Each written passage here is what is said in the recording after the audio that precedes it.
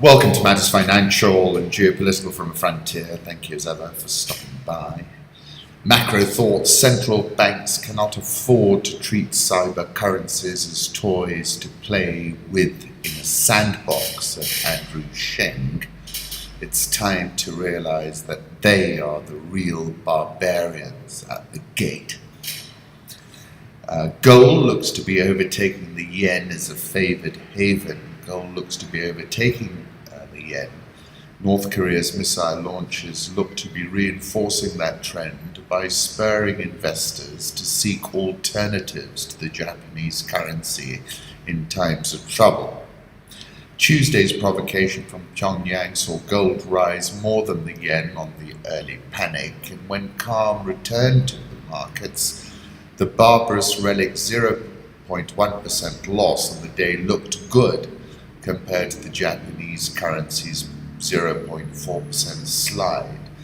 The yellow metal has beaten the yen about 65% of the time over the past 3 months on days when both advanced. That compares with the earlier part of the year when gold only beat the currency half of the time. Now, what's clear to me is that the Bank of Japan intervene at these times.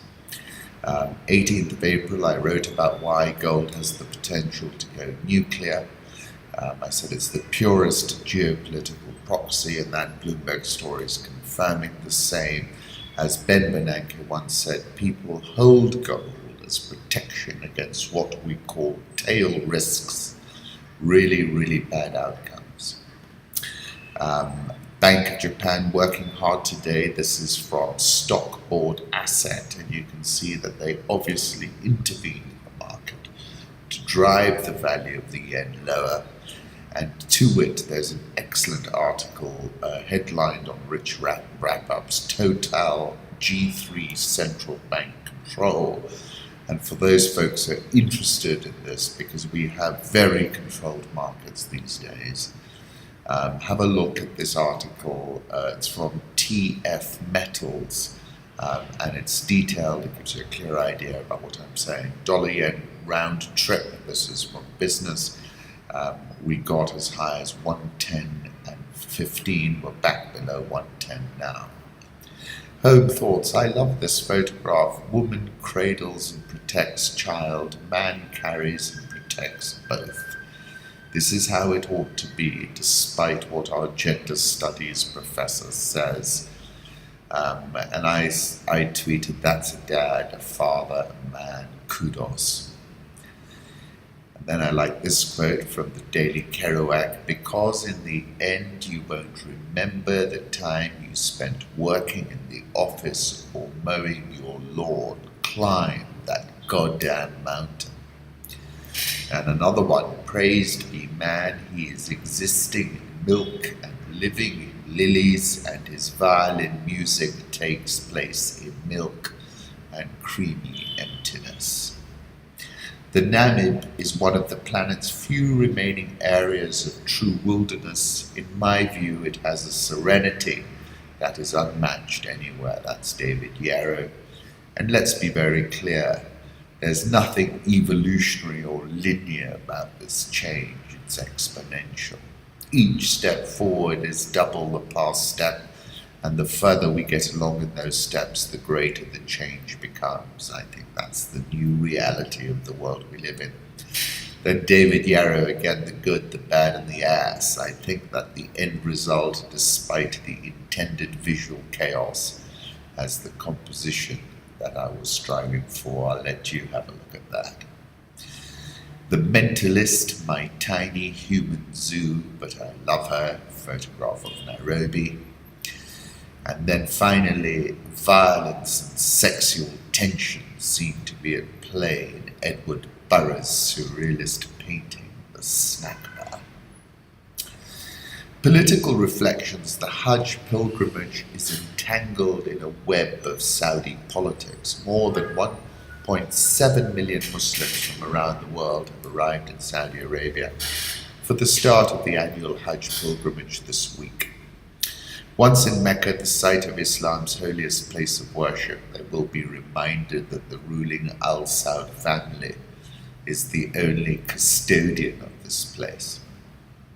Large portraits of the king, the country's founder, hang in hotel lobbies across the city. A massive clock tower bearing the name of King Salman's predecessor flashes fluorescent green lights at worshippers below. A large new wing of the Grand Mosque in Mecca is named after a former Saudi king, and one of the mosque's entrances is named after another.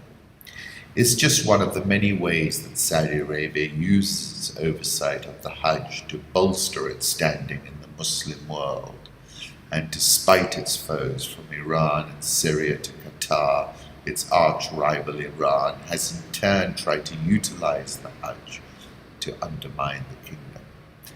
The Hajj has long been a part of Saudi Arabia's politics. For nearly 100 years, the ruling Al Saud family has decided who gets in and who gets out of Mecca, setting quotas for pilgrims from various countries, facilitating visas through Saudi embassies abroad, and providing accommodation for hundreds of thousands of people in and around Mecca.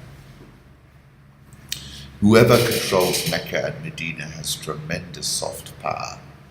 Saudi Arabia has been very careful from day one not to restrict any Muslims' access to the Hajj, so they never get accused of using Hajj for political purposes. Their entire legitimacy derives from their control of the Mecca and Medina.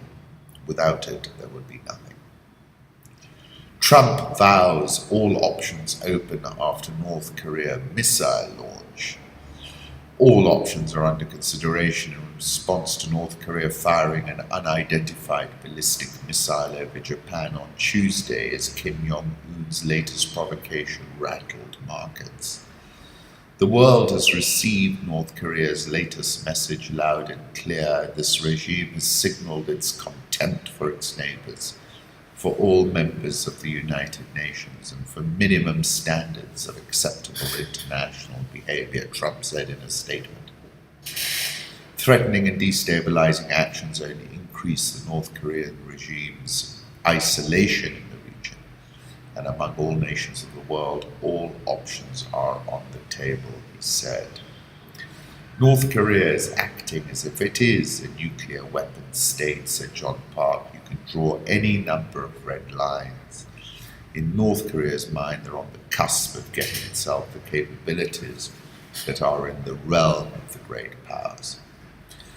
And my conclusions are actually from an article in Wired. North Korea's missile shot over Japan calls Trump's bluff. When North Korea launched a ballistic missile toward northern Japan's Hokkaido island late Monday, its trajectory was initially unclear. Fearing the worst, the Japanese government interrupted television programming and issued digital alerts, advising locals to find shelter. Though the missile ultimately flew over Japan and landed in the northern Pacific Ocean after a roughly 1,700-mile journey, the flyover was a powerful symbol of North Korea's resolute effort to develop its missile program in spite of long-standing international opposition. North Korea has flown projectiles over Japan twice.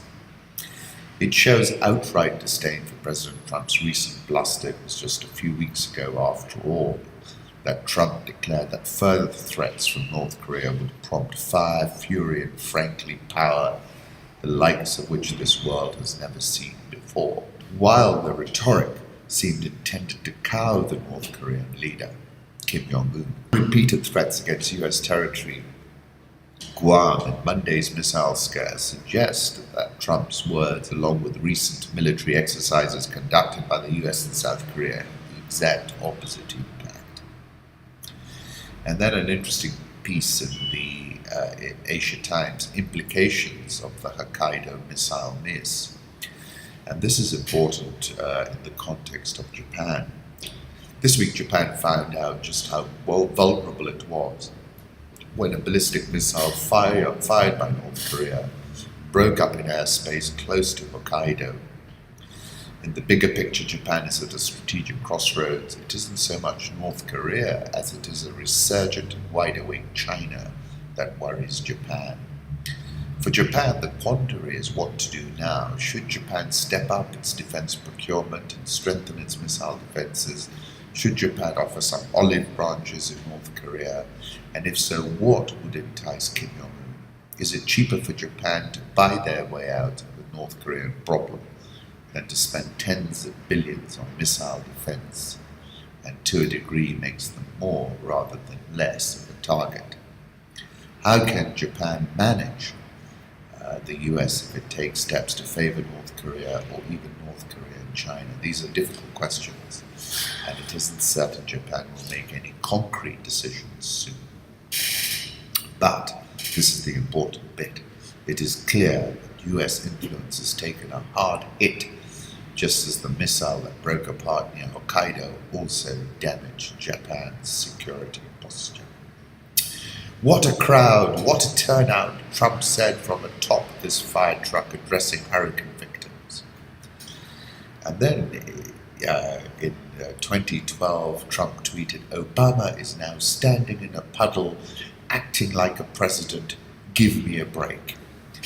And I retweeted James at Reuters and said, this is just so eerie, the curation by Trump of his presidency, but it's done like 4 or 5 years ago. Harvey's point of view, looking back at Houston, that's from Yam Photo. President Trump and Melania get ready to fly to Texas in this photo from Axios. And the stilettos gained a lot of attention. Ship collisions raise the specter of Chinese electronic warfare. China's military has developed advanced electronic warfare capabilities of disabling ships, aircraft, and missiles. And there are signs that the People's Liberation Army is preparing to use exotic electronic attacks in a future conflict with the United States. 2 recent collisions between US Navy warships and commercial ships have raised the specter that China was behind the accidents, using electronic means to disrupt or fool radar or navigation systems into creating deliberate collisions, according to military experts. My piece over the weekend was quite timely. It was about China rising. I said, apart from a few half-hearted and timid follow-ups, which are freedom of navigation operations, China has established, on the part of the US, China has established control over the South China Sea. It has created artificial islands and then militarized those artificial islands across the South China Sea. It is a mind-boggling geopolitical advance, any which way you care to cut it. China has advanced its footprint in Pakistan, where it has leased the Gwadar port, giving China and Central Asia access to the Gulf region and the Middle East. For 43 years, Sri Lanka, which gorged on Chinese debt, had to disgorge its Bantota to its creditor, and recently we saw China open a military facility in Djibouti. These moves taken together speak to a material Chinese advance. The pivot to Asia, which was supposed to contain China, is dead in the water, and China has sprung that trap. I like this tweet from Boris Johnson. Fantastic to welcome the new US ambassador to the UK, Woody Johnson, to the Foreign Office earlier. Coalition hits on clinics and sewage works were a Saudi tactic of war that amounted to the weaponization of disease. In just 3 months, cholera has killed nearly 2,000 people and infected more than 500,000 in the Yemen.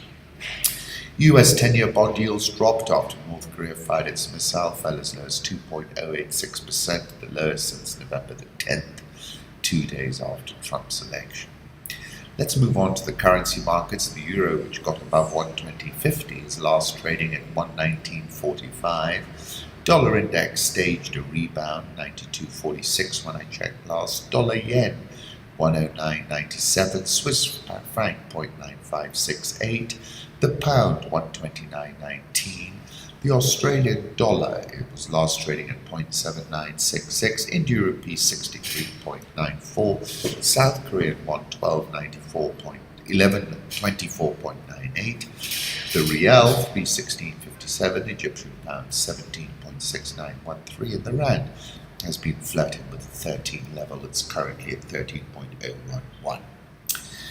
US dollar index was testing a 32-month low earlier, but has rebounded off that level. Dollar still showing signs of life. Dollar index rebounds aggressively from the lowest level since Jan 2015. That was a tweet from Holger. Commodity markets, gold, which surged up to 1326, was last trading at 1309. Any dip below 13 looks a great buy to me right now. Emerging markets, Myanmar villages burn. Military carries out sweeps for militants. Thousands flee violence hit Rakhine State. And really, this is such a blot on Aung San Suu's CV. It's just appalling that she's not able to say anything. Rebel group vows to step up attacks against Burundi's government. A Burundi rebel group vowed to intensify attacks on President Pierre Nkurunziza's government, potentially deepening the East African country's more than 2-year political crisis. We are obliged to take military action against the powers in Bujumbura to stop the crimes that are being committed against the population by state organs. South African all shares up 11.36% this year.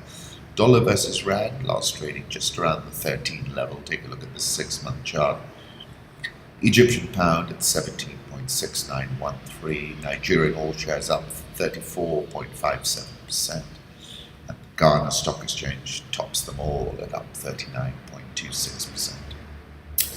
President Kenyatta sharing some moments with our magnificent national heritage as we await the conclusion of the judicial process. Keep the peace, he said. Human Rights Watch, Kenya post-elections abuse. Kenya's presidential election on August 8 was marred by serious human rights violations, including unlawful killings and beatings by police during protests and house-to-house operations in western Kenya. At least 12 people were killed and over 100 badly injured, they say. Standard Chartered reported first half earnings this morning. Let me talk you through that. Government securities, in a trend we've seen across the board, were increased 23.63% to clock 105.58 billion is their position. Loans and advances to customers was down 1.072% to 113.04 billion. Total assets ticked up 12.944% to 289 billion.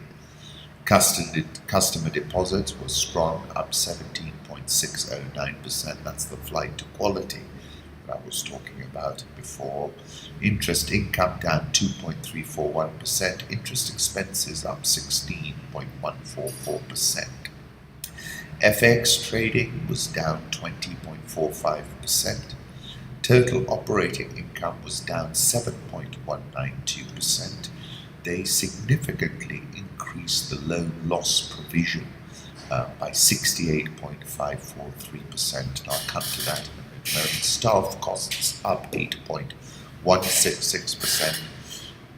Other operating expenses were up 20.688%. Profit before tax was down 33.394%. Profit after tax was down 34.432%. EPS was down 35.003%.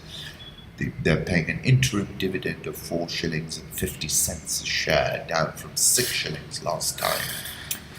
Gross NPL and advances was up 10%. Liquidity ratio 69.09%.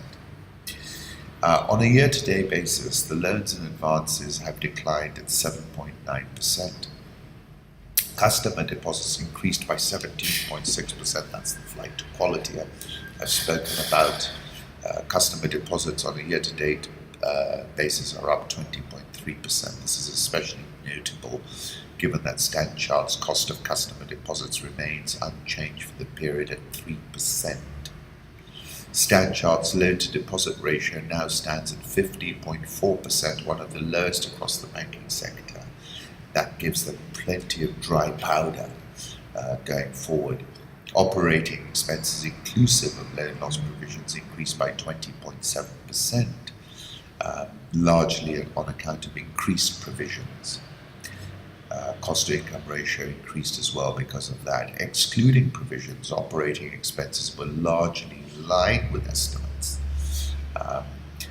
Of particular interest is the trend in loan loss provisions, which increased by 68.5%. Currently trades at a trading P of 11 and a price to book of 1.8. Look, in my opinion, obviously, they've been navigating quite a tough banking environment, but they have plenty of dry powder. From what you can see, these were defensive results. They bunged everything in those results, and therefore the opportunity for a strong second half, a material improvement, is extremely high. So it's a buy. Standard Group, this is very interesting. Let's take a look at this. They've reported revenue increased 9.854% to 2.439 billion. Total operating costs were up 12.517%. Finance costs were down 33.602%. Profit before income tax was actually up 15.894%. Profit after tax up 6.55%.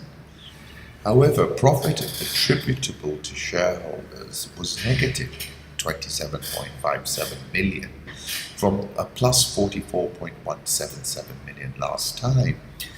And that is all because of the minority interest who snaffled up 61.86 million shillings. I'll put up an image of that. No interim dividend. They said group performance continued its upward momentum for the second year running, largely driven by growth in revenues. All business segments except print advertising reported revenue growth, with radio plus 58%, that's good. TV plus 33%, that's good. But print segment revenue was minus 4%, 8% decline in advertising revenue. Copy sales revenue increased by 3%, netting out at 4%. So as I said, the minority interest snaffled up quite a bit there. Headline revenue was good, radio was good, TV was good. This is actually, ironically, one of the best performing share prices in the stock exchange this year, up 112.12% year to date. Let's see how the market reacts, but there are very few free shares, so you might get some funny trades, but ultimately it's pretty secure at its current price level. Deacons, now this was very interesting for a number of reasons. They've reported first half earnings per share was down a whopping 266.66%. Revenue was up, interestingly, 5.0929% at 1.077 billion. Net operating profit was down 32.11%. Expenses were 12.344% higher. Finance costs came down 21.817%. They made a loss from continuing operations of 257.746 million versus a loss of 70.168 million last time, so a deterioration of 267.32%. Profit for the period after tax was a loss of 180.422 million. Negative EPS of 2 shillings and 9 cents versus negative 57 cents last time. No interim dividend. What I found interesting was the accompanying commentary which accompanied these results and give us some insights into the retail sector as a whole. They said overall retail trading environment during the period under review was characterized by extraordinary and exceptional events that adversely affected the business.